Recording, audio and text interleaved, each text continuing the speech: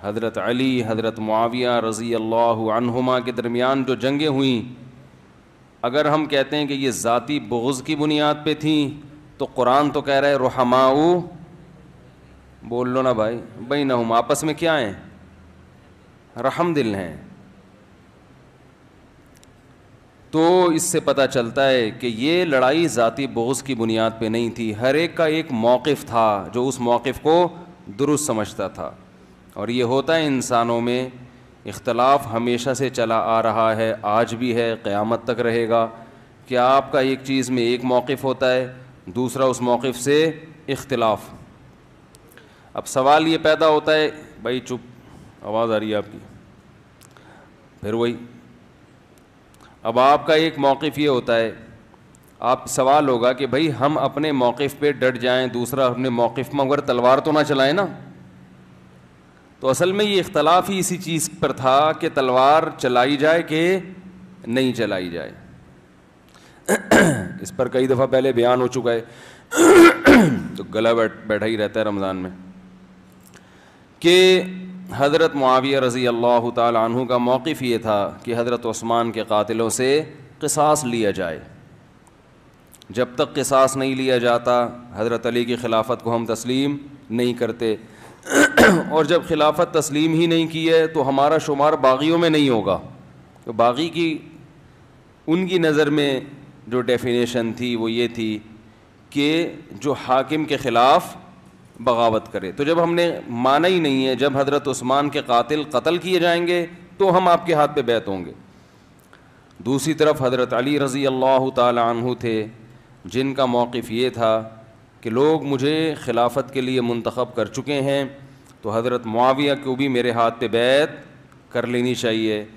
تو حضرت علی رضی اللہ تعالی عنہ کا موقف درست تھا. ازروع شریعت قرآن و سنت کی روشنی میں حضرت معاویہ رضی اللہ تعالی عنہ سے اجتہادی غلطی ہوئی تھی، اس مسئلے میں اجتہادی غلطی ہوئی تھی.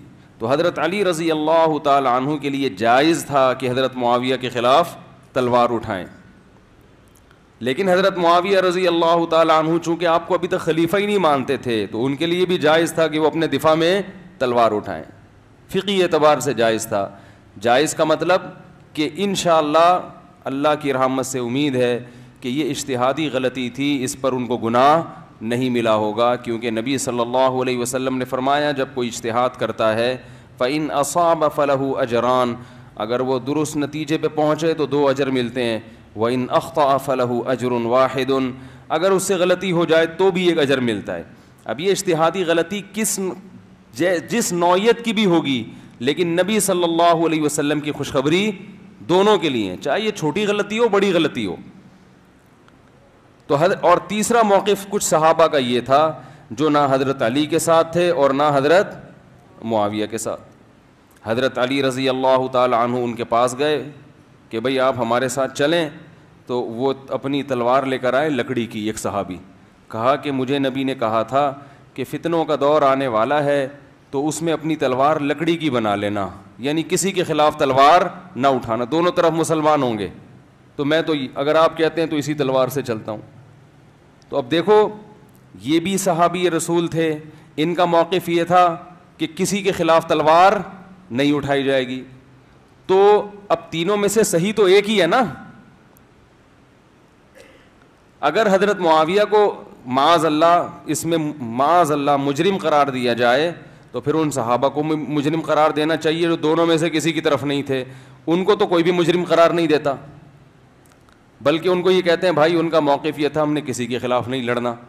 حالانکہ جب حضرت علی کو خلیفہ مان لیا جائے تو حضرت علی رضی اللہ تعالی عنہ اگر کسی سے کہہ رہے ہیں کہ میرے ساتھ آ کے لڑو تو اس کی بات ماننا واجب ہے.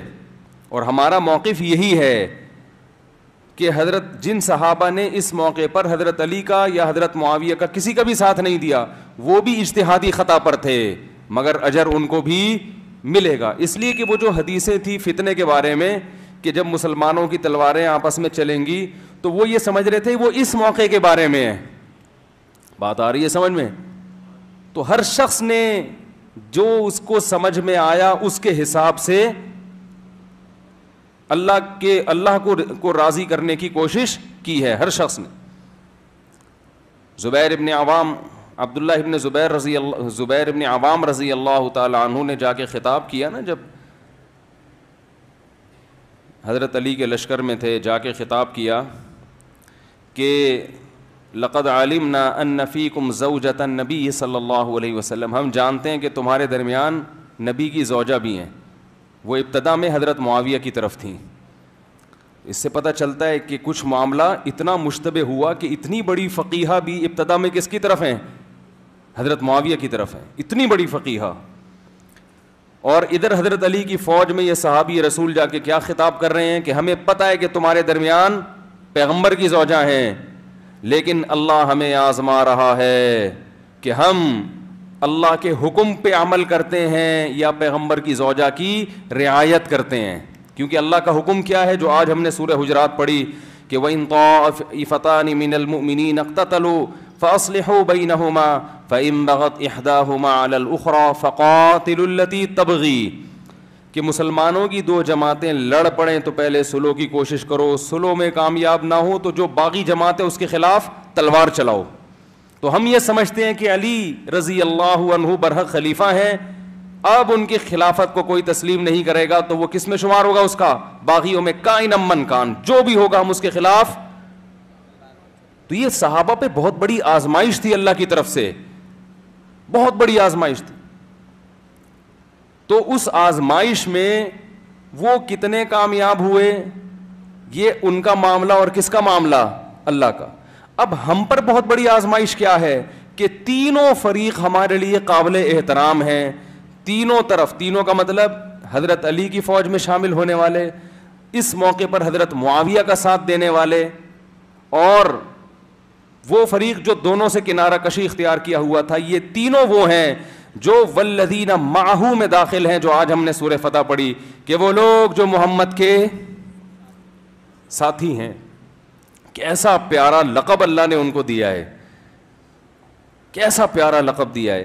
یعنی کتنے اچھے عنوان سے اللہ نے خطاب کیا کہ محمد کی شان بھی بڑی اونچی کہ وہ اللہ کے رسول ہیں.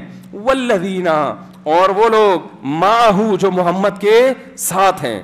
تم دیکھو گے ہر وقت ان کے ساتھ تمہیں نظر آئیں گے. تبوک میں جاتے ہوئے ساتھ نظر آئیں گے، بدر میں ساتھ نظر آئیں گے، احد میں ساتھ نظر آئیں گے، تو ایمان میں ساتھ نظر آئیں گے. تو جو لوگ محمد صلی اللہ علیہ وسلم پر ایمان لائے وہ ادھر کی جانب، اور جو ایمان نہیں لائے وہ دوسری جانب. تو اس طرف کے جتنے بھی لوگ ہیں، اشداء علی الکفار رحماء بینہم، وہ آپس میں کیا ہے؟ رحم دل ہیں. تراہم رکعا سجدا، اے مخاطب تو ان کو دیکھے گا کبھی رکوع میں کبھی سجدے میں. یبتغون فضلا من اللہ ورضوانا، اور ہر وقت اللہ کے فضل کی تلاش میں لگے رہتے ہیں. ہر وقت اللہ کے فضل کی تلاش، یعنی اللہ ان کے رکوع اور سجود کے مخلص ہونے کی گواہی دے رہا ہے. میرے اور آپ کا سجدے میں اللہ کی رضا مقصود ہے یا نہیں، اس کا ہم دعویٰ نہیں کر سکتے. میں نماز پڑھتا ہوں، میں یہ دعویٰ نہیں کر سکتا میں اللہ کے لیے پڑھ رہا ہوں. آپ نماز پڑھتے ہیں، آپ یہ دعویٰ نہیں کر سکتے، کوئی دلیل نہیں ہے. لیکن اللہ کہہ رہے ہیں جو محمد کے ساتھی ہیں، جنہوں نے بھی اس موقع پر کلمہ پڑھ کے اسلام قبول کیا. دو حصوں میں ڈیوائڈ کر دیا نا اللہ نے کہ ایک وہ ہے جو محمد کے ساتھی نہیں ہے، دوسری طرف ہیں، اور ایک وہ ہے جو اس طرف ہیں. تو حضرت معاویہ کس طرف تھے؟ کیا وہ غیر مسلم تھے؟ معاذ اللہ. کیا وہ کافر تھے؟ معاذ اللہ. اہل سنت والجماعت کا عقیدہ ہے کہ حضرت معاویہ مومن تھے. منافق تو کافروں میں شامل ہوتا ہے نا. حضرت ابو بکر نے آپ کو کمانڈر بنایا، حضرت عثمان نے آپ کو کمانڈر بنایا، حضرت عمر رضی اللہ تعالیٰ عنہ نے آپ کو کمانڈر بنایا. تو یہ کیا سب منافقین، معاذ اللہ، منافقین پر اعتماد کرتے رہے تھے؟ تو جہاں تاریخی روایات ہیں، چاہے وہ خبر واحد ہو، چاہے وہ صحیح حدیث ہی کیوں نہ ہو، لیکن وہ قرآن کی اتنی متواتر بشارت کے مقابلے میں اس کی کوئی حیثیت نہیں ہے. یا تو آپ میں بصیرت نہیں ہے احادیث کا مطلب سمجھنے کی، یا وہ روایت صحیح نہیں ہے. دونوں میں سے ایک بات ہے، اللہ کی کتاب غلط نہیں ہو سکتی. قرآن اتنی تعریفیں کر رہا ہے. تو جیسے یہ صحابہ پر آزمائش تھی کہ اس موقع پر کون اعتدال سے, اور صحابہ نے اعتدال کا دامن نہیں چھوڑا. جنگ ہو رہی ہے اور ایک دوسرے کے شہداء کی نمازیں پڑھائی جا رہی ہیں, ان کا مال غنیمت کے طور پہ استعمال نہیں کیا جا رہا. اور پھر اس جنگ کو حضرت حسن نے ختم بھی کر دیا. حضرت معاویہ رضی اللہ تعالی عنہ کے ہاتھ پہ بیعت ہو کر اس اختلاف کو ختم کر دیا. اس کے بعد کیا ہوا ہمیں اس سے بحث نہیں ہے, اس میں آپ کہہ سکتے ہیں فلاں غلط تھا فلاں صحیح تھا, آپ جو مرضی کریں. ہم کس کے ذمہ دار ہیں؟ صحابی رسول کے, کیونکہ قرآن کہہ رہا ہے والذین معہ, جو محمد کے ساتھی ہیں, اشداء علی الکفار رحماء بینہم تراہم رکعا. عجیب انداز ہے قرآن کا تعریف کا. اللہ یہ نہیں کہہ رہے کہ وہ رکوع بھی کرتے ہیں وہ سجدہ بھی کرتے ہیں, بھائی وہ تو سبھی کرتے ہیں.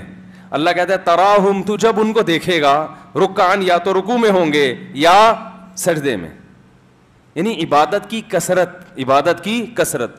اور اللہ فرماتے ہیں تو جب بھی ان کو دیکھے گا یا تو رکوع میں یا سجدے میں, اور یہ رکوع اور سجدے کی ظاہری کیفیت تو دیکھے گا, اندر سے کیسے ہوں گے یہ تو دیکھ نہیں سکتا, وہ میں تجھے بتاتا ہوں کہ اس رکوع اور سجدے میں یبتغون فضلا من اللہ ورضوانا, اللہ کا فضل اور اس کی رضا تلاش کر رہے ہوں گے. یہ اندر کی چیز ہے جو تجھے نظر نہیں آ رہی, وہ میں تجھے بتاؤں گا.